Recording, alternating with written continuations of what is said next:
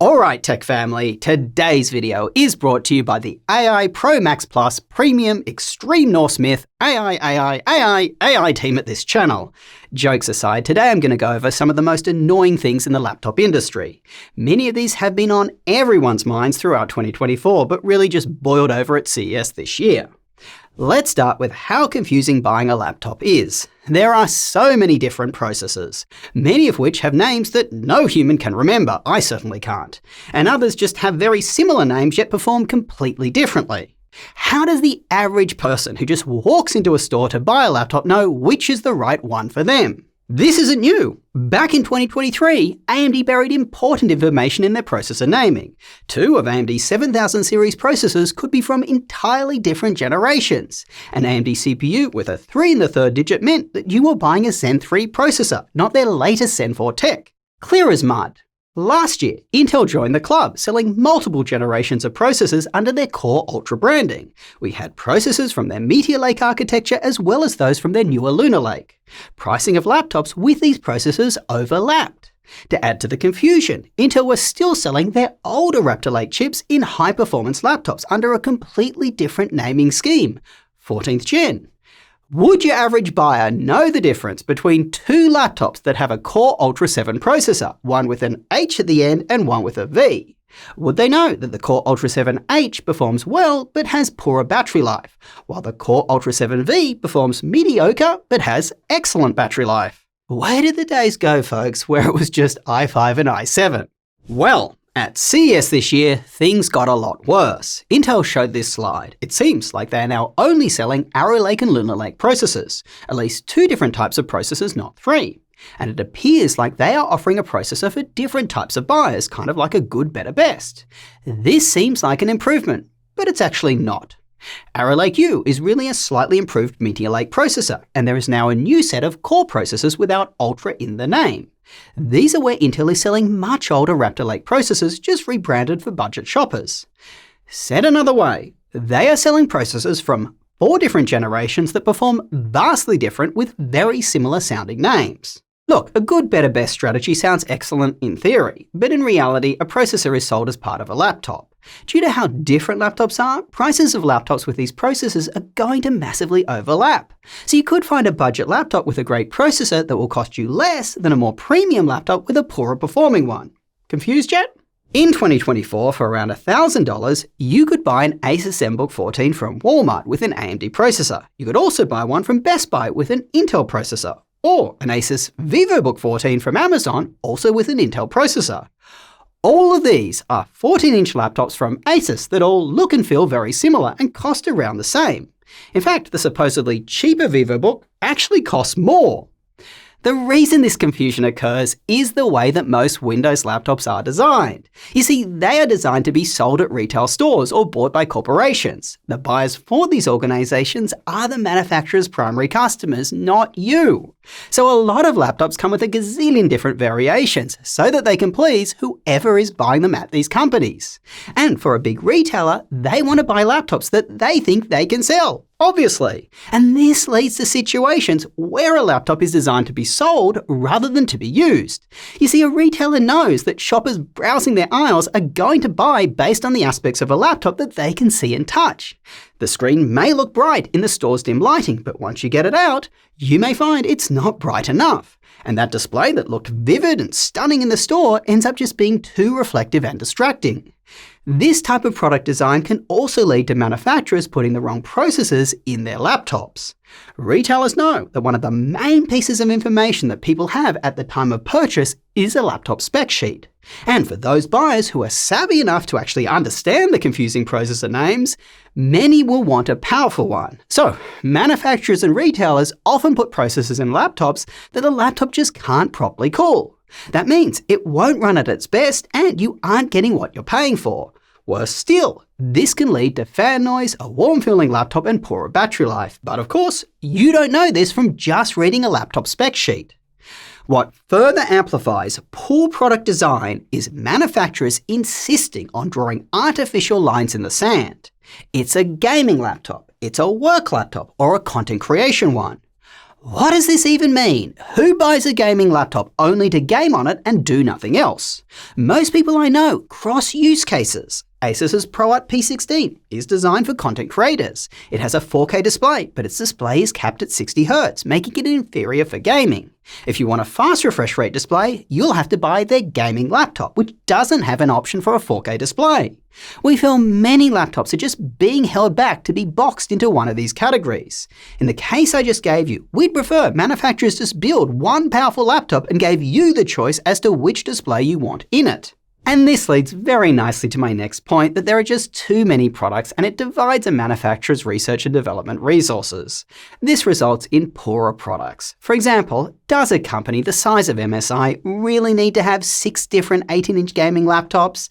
No kidding, folks, that's what they were actually showing at CES. Meanwhile, many of their laptops have this awful keyboard layout where the page up and down key are pressed right up against the arrow keys. This can cause really annoying mispresses. I think that they should have rushed out a fix for that versus launching another 18-inch gaming laptop. Now, there is one company that does get their product management mostly right. Apple, of course. They keep it simple. They ask you, how powerful do you want your laptop, M Pro or M Max? How big do you want it? Each comes in 2 sizes, and it's clear whether you're buying older tech or newer, M1 versus M4. Plus, they recognize that people are shopping across retailers, so they keep their offerings and prices consistent. Surprisingly enough, if you design a laptop for the end buyer, you don't confuse them, and you consolidate your R&D to deliver higher quality products, guess what? People are willing to pay more. And that's a big reason why Apple has the highest margins of any laptop manufacturer. Look, I'm not saying Apple is perfect, of course not. They don't allow users to upgrade key components and they aren't good for gaming. But Apple, they get the fundamentals of product management and marketing right. Now, we did see one company try to simplify their lineup this year, Dell. They flew a bunch of tech press to New York City to unveil their new branding. They're dropping much-loved names like XPS and other brands such as Inspiron, Precision and Latitude and going with Dell, Dell Pro and Dell Pro Max. Sounds simple, but it's not. Rather than 3 performance levels like Apple's, each of Dell's tiers themselves has 3 tiers within them. So there are at least 9 options, but it gets worse. Let me give you a perfect example. If I saw this, I'd think that I need to buy the Dell Pro Max, as that's the one that seems to have the most performance. But Dell Pro and Dell Pro Maxes are for business customers. The consumer laptops are the Dell range, so I'd have to buy a Dell Premium with a high-spec configuration. And this brings up another very clear issue. The terms Pro and Max, they are well known in the laptop space. Apple has trained consumers over many years with what these terms relate to. Dell are using them differently. Everyone in the room who heard this just sighed when Dell announced it. It's just clearly copying Apple but doing it badly. No surprises, the reporting on this rebrand has been pretty scathing. Anyway, it's not just confusing processes and product naming that we all have to deal with, it's outright deceptive marketing. At CES, Nvidia put up a shock-and-awe slide showing huge gains in gaming performance of their new 50 series GPUs. But it only took 5 seconds of reading the slide to realize that a good chunk of these gains were due to DLSS multi-frame generation, not real frame rendering. Not all games support this, and this can lead to weird issues, when up to 75% of the frames are AI generated. Obviously, we'll have to test this when these laptops arrive at the studio, but it wasn't just Nvidia that did this. Check out this slide from Intel, touting huge performance gains from their new Arrow Lake range. That's compared to processors from AMD and Qualcomm. After reading the fine print, we discovered that Intel were feeding their CPUs around 3 times the power. Not exactly a fair comparison. Now, I want to drill into budget laptops specifically. This year, every manufacturer released new processors for people buying laptops on a tight budget. Some are refreshers of older ones and some are cut-down versions of new ones. Look, we do like this as a whole, but we have done many videos trying to find good laptops for people shopping at around the $500 MSRP price or less. Every one of these laptops are garbage to the point of being almost unusable and just e-waste. They have dim panels, terrible looking colors, low resolutions making content look hazy, inaccurate trackpads, and some of these chassis just don't even sit flat on a desk. The processor in these laptops can be a part of the problem, but it's only part of it. Budget shoppers should not be buying a new laptop. You'll get far more for your money if you buy a prior year's model or a returned laptop or a second-hand one. Toyota doesn't produce a car for $8,000 as they know it would be utter garbage. If you are shopping for a car with that kind of money, everybody knows you should be buying used. Alright, on the other end of the pricing spectrum, why is AMD continually getting shafted? In 2024, AMD's Zen 5 Strix Point processor was a better one than Intel's Core Ultra 9 at every power level. Yet once again, we are mostly seeing AMD processors in more value-oriented laptops. For example, you can't get one of Asus's high-end Strix Scar laptops with an AMD processor. You have to buy their cheaper Strix G16, which uses an older chassis and isn't available with high-end NVIDIA GPUs. We want to see premium gaming laptops with AMD's flagship Fire Range HX3D paired with high-end NVIDIA GPUs. What is going on here?